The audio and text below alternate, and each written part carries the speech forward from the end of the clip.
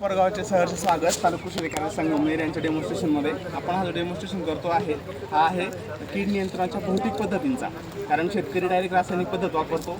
रासायनिक पद्धत खूप महाग आहे, निसर्गाचा ऱ्हास करणारी आहे.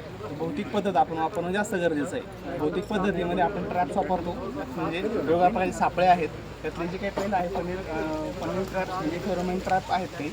पनीर ट्रॅप आहे, वॉटर ट्रॅप आहे, ट्रॅप आहे, चिकट सापळे. आणि तिसरा जो आहे तो प्रकाश सापळे, चौथा प्रकार. व याच्यातला फनेल ट्रॅप जो आपण वापरतो तो जे काही लेपिडोप्टेरनिंगसाठी असतात, म्हणजे पतंगावरची पिकं, त्यासाठी तो वापरला जातो. खास करून मक्यामध्ये सुद्धा आपण वापरतो. फळासाठी वापरला जातो. एकरी 5 ते 6 आपण ते वापरतो. त्याच्यामध्ये हेलिकोपार मिजेरा जो आहे जो ल्यूर आपण वापरतो. त्यात हे दोन जे आहेत पिवळे आणि निळे, हे दोन चिकट सापळे आहेत, ते वापरले जातात फ्रूट व्हाईट फ्लाय म्हणजे पांढरी माशी आणि फ्रिप्स म्हणजे फुलकिडींसाठी.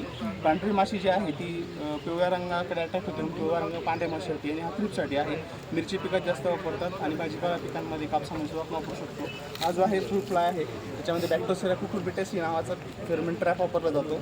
आणि हा जो आहे हा आपण वांगा म्हणजे जे काही फळपिकं जे आहेत, फळभाजीपाला त्यासाठी हा मोस्टली वापरतात. तर फळमाशीचं कंट्रोल या ठिकाणी होत असतो. मोस्टली आपण जर पाहिलं तर रेकमेंडेड शिफारशीत जर घेतली तर 4 ते 5 सापळे हे एकरी आपण वापरतो. आणि त्यांची जी काही हाईट आहे ही आपल्या पिकाच्या हाईटपेक्षा 1 फुटाच्या आसपास उंच असली पाहिजे. आणि निसर्ग संवर्धन करणारा सगळ्यात चांगला आणि सगळ्यात कमी खर्च असलेला, आणि शेतकरी उपस्थित नसताना सुद्धा मासे चिकटतात याची गरज नाही, म्हणून हा नियंत्रण भौतिक पर्याय आपण वापरणं फार गरजेचं आहे. शेतकऱ्यांची पुढच्या प्रसिद्धी करणे गरजेचं आहे. सर्वांचे आभार, धन्यवाद.